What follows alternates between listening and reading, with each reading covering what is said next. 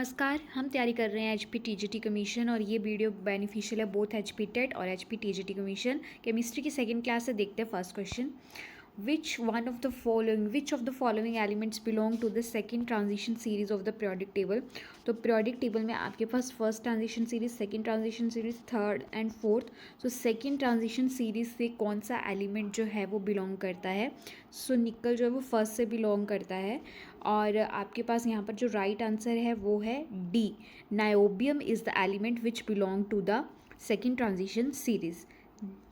Second question, the pH of 0.01 molar NaOH solution is. So यहाँ पर इस क्वेश्चन को थोड़ा सा देख लेंगे। So here it is given the concentration of OH। सबसे पहले तो हमें OH की कंसनट्रेशन दी है क्वेश्चन में, जो कि है 0.01 मोलर, और हमें दे के रखा है NaOH। हम NaOH को क्या करेंगे, डिसोसिएट करेंगे, तो यहाँ पे क्या मिलेगा, Na पॉजिटिव और OH नेगेटिव। तो ये फॉर्मूला हमें ऑलरेडी पता होता है कि जो आपके पास POH है, ठीक है, तो वो equal to minus log of concentration of OH होता है, ठीक है। और करके भी आप इसको लिख सकते हो minus log of concentration of OH।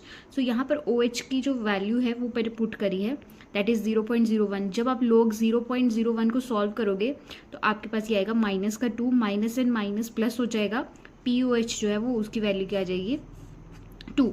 No we know that the pH of H and OH, water का जब डिसोसिएशन करते हैं तो ये वहाँ से कंक्लूजन निकलता है। H और OH दोनों का जो आपके पास कंबाइन करके आता है वो होता है 14 pH आती है। तो आपने क्या करना है, POH को उस तरफ ले गए, माइनस का हो गया, वैल्यू पुट करी जो कि थी 2, हमने ऊपर निकाली अभी, और यहाँ से 14 में से 2 निकाला तो 12 आ गया। सो pH जो रहेगा वो रहेगी 12। तो यहाँ पर जो सही आंसर है वो है ऑप्शन नंबर आपका D, 12। थर्ड क्वेश्चन, एक्विनल इज ये देखिए ये क्या है। सबसे पहले एनाल्जेसिक है, एंटीबायोटिक है, ट्रैंकुलाइजर और एंटीसेप्टिक है। So the right answer is option number C, tranquilizer. Tranquilizer कहाँ यूज़ होते हैं, जब आपको स्ट्रेस है, फटीक है, तो आप जो है वो ट्रैंकुलाइजर को यूज़ करते हैं। तो एक्विनल जो है वो उसकी क्या है, एक एग्जाम्पल है आपके पास ट्रैंकुलाइजर की। Question number 4, aniline is purified bye.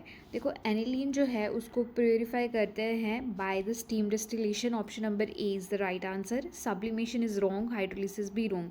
Steam distillation जो है वो एक ऐसी प्रोसेस है जिसको यूज़ किया जाता है ऑर्गेनिक कंपाउंड्स को प्योरीफाई करने के लिए। सो यहाँ पर आपके पास स्टीम डिस्टिलेशन जो है वो राइट आंसर होगा। वीडियो का PDF चाहिए तो प्लीज़ जाके आप टेलीग्राम और इंस्टाग्राम पेज को जाके ज्वाइन करें, और लिंक जो है वो डिस्क्रिप्शन बॉक्स में दे दिया गया है। Question number 5, gammexane is the name given to. तो गैमेक्सेन किसका नेम रहता है? यहाँ पर ये जो C6 है ये पैरों में है, C6H3 और Cl3। सो ये किसका नेम है? सो ये नेम है आपके पास BHC का, ठीक है, बेंजीन हेक्साक्लोराइड, जिसको BHC भी बोल दिया जाता है। तो राइट ऑप्शन है option number C। Question number 6, what is calomel is. Calomel क्या है? सो यहाँ पर कैलेमल क्या होता है, आपके पास मर्क्यूरी का क्लोराइड है, मर्क्यूरस क्लोराइड है। तो मर्क्यूरस क्लोराइड जो है वो यहाँ पर बहुत सारे फॉर्मूले दे रखे हैं, और आपका ऑप्शन नंबर ए जो है वो है right answer. Question number 7, purple of cassius is a colloidal sol of. तो ये पर्पल ऑफ कैजियस जो है वो किसका कोलाइडल सोल होता है? तो ये सोल है। ऑप्शन सिल्वर भी रॉन्ग आंसर है, प्लैटिनम भी, आयरन भी। So option number C, gold का जो कोलाइडल सोल है उसको पर्पल ऑफ कैजियस बोल दिया जाता है। Next question, nylon 66 is not a. इनमें से कौन जो है वो नाइलॉन 66 नहीं है? सो नाइलॉन 66 जो है वो एक पॉलीमर है। सो कंडेंसेशन पॉलीमर भी है ये, पॉलीअमाइड भी है ये, कोपॉलीमर्स, दो अलग अलग पॉलीमर से बना है, होमोपॉलीमर नहीं है। क्योंकि देखिए होमोपॉलीमर में क्या होता है, जब आप दो मोनोमर यूनिट्स को कंबाइन करते हो तब आपके पास क्या मिलता है, आपको पॉलीमर मिलता है, ठीक है। तो अगर दोनों मोनोमर जब वो सेम है तो आप उसको क्या बोलते हो, होमोपॉलीमर। नाइलॉन 66 में दोनों ही मोनोमर्स क्या रहते हैं, डिफरेंट रहते हैं। तो ये होमोपॉलीमर नहीं है। जो आपका सही ऑप्शन है वो है option number D, homopolymer. Question number 9, the rate of chemical reaction doubles for every 10 degree Celsius rise of temperature. If the temperature is raised by 50 degree, the rate of the reaction increased by about। तो आप सबसे पहले तो rate of reaction कितना हो जाता है, double हो जाता है। ये वैल्यू किसकी रहेगी आपके पास, n की वैल्यू रहेगी जो कि हो जाएगी 2।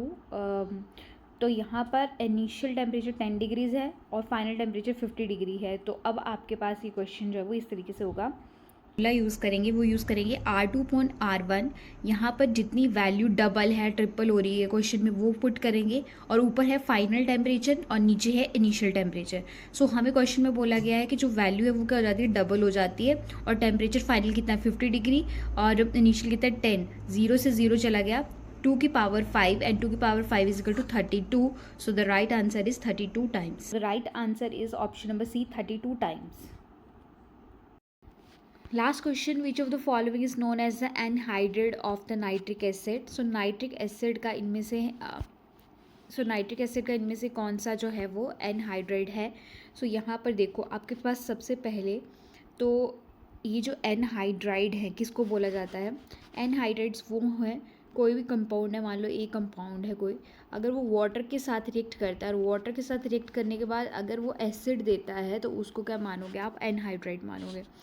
तो यहाँ पर आपके पास ऑप्शन नंबर सी N2O5, अगर आप इसकी रिएक्शन देखो, N2O5 को आप जब रिएक्ट करोगे H2O के साथ, सो ये आपको क्या देगा?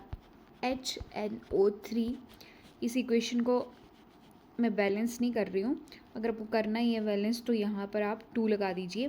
तो यहाँ पर HNO3 क्या है? एक नाइट्रिक एसिड है।